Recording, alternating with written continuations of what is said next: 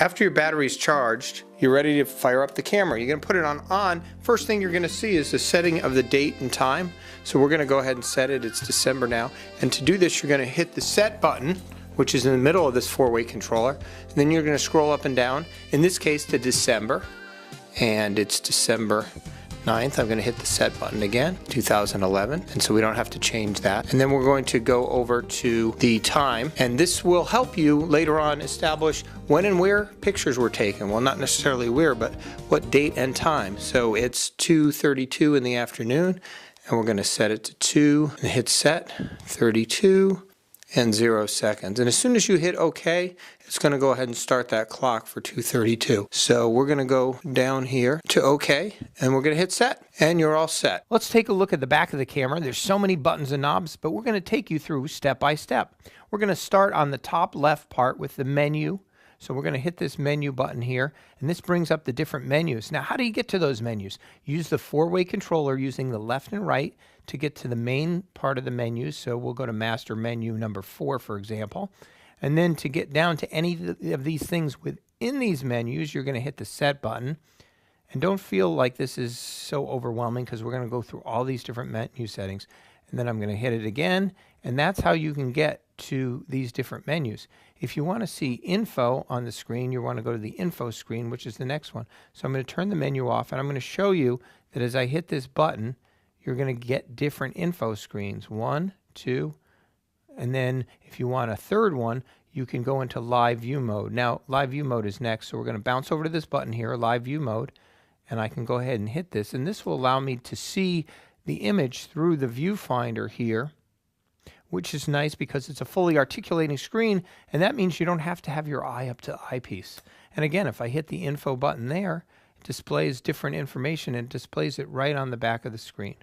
So far you've learned about the menu button, calling up your menus, the info button for your information screens, and then you've learned about the live view mode, which will also be used when you're doing filming of movies, which you'll learn later. One thing I skipped over was this beautiful eyepiece here. You have your diopter adjustment, which is a little plus or minus to the right top of the eyepiece. So you're going to turn this little knob to adjust for your eyes so you don't have to use glasses looking through this. And the best way to do it is zoom in on an object using, say, this live mode, then zoom back. You know it's in focus. And once it's in focus, stick your eye in here. And while your eye's in there, turn this little dial to make sure it evens out to 20/20 vision. So you've learned about the menu and the info, the eyepiece, the diopter, the live view mode. The next thing is this AV plus or minus. Now what this gives you is this gives you a little exposure compensation. And you see the -3 to +3. If I hit that, it highlights it. Now there's other ways to get to this, but this is the easiest and quickest when you're at a job.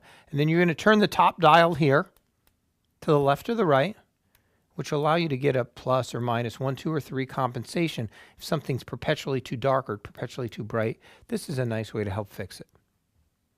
Right below that, you're going to see something called a Q mode. Q button, we'll call it.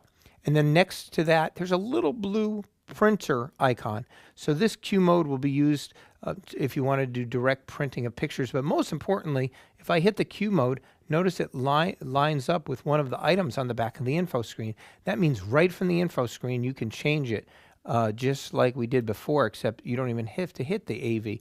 That was what we were on before. We were on that aperture setting, which gives it a boost, exposure compensation, I'm sorry, we should call it. But you can use the four-way controller that we talked about to move your way around to all these different settings. And if you don't know what they are, this camera does a great job of explaining. This is the white balance for natural colors under specific types of lighting. And that is our different picture styles. And I'm not going to go through this whole thing now, continuous shooting mode, because we go through it a little bit later. So we've gone over the menu. Remember to call up the menu. We've gone over the info screen, which calls up our different information. We've gone over our live view, which allows us to see in the back of the screen here. We've gone over our exposure compensation. We've gone over the Q, which allows you on your info screen to move anywhere around using the four-way controller and select one of these things to change at the job. So if you want to change ISO, go into the set button, use your four-way controller. Now, the next thing I'm going to deal with is the four-way controller. As you see, the four-way controller can work your way around all these different areas. But if you don't have the info screen on and say you're shooting and you want to call up something like continuous shooting mode, you can hit the one on the left and the continuous shooting mode items come up. It gets a little confusing because then you could hit it again to rotate left and right through the different ones and hit set. So these buttons around here double. This is for the drive modes. The one above is for white balance. So I can call it my white balance.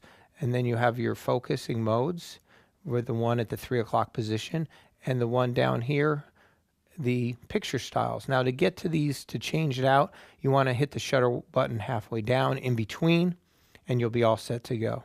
So we've covered pretty much all the buttons on the back. We just have a couple more to cover. There's two up here that have some blue markings on them, and they also have white markings on them, so they double as a particular kinds of buttons. So in the shooting mode, if I hit the shutter button halfway down, the first one is the exposure lock. So that's going to hold, by hitting that button, that's going to lock in your exposure over a series of pictures, which is really helpful if you're doing panoramas or something where you don't want the exposure to change that much. And the next one is the automatic selection of the focus points. So you have the different focus points and you can choose the ones that you could select. These other buttons here allow you to zoom in and out of the picture. So if I wanted to call up a particular picture in play mode, which is our next button right here, I just hit the play mode. And there's a particular photo. Now if I wanted, right here we have it in a small mode and it's displaying the photo and some information, but I can zoom in and get a regular picture, or I could zoom in farther. Now zooming in farther is really effective if you're out at a job and you're doing a group shot, say of a wedding party, and you want to make sure it's absolutely in focus. Do a test shot, zoom in and just sort of chat with the people and say, okay, just give me 1 minute more while I just make sure this is in focus. Make sure your item's in focus by zooming into the actual picture and then back. The other thing these zoom in and out buttons do is allow you to scroll among many different pictures.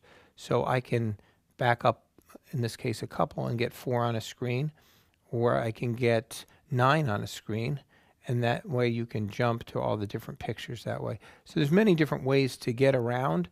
Through a little experimentation, you're going to see that this is one of the best ways to get around.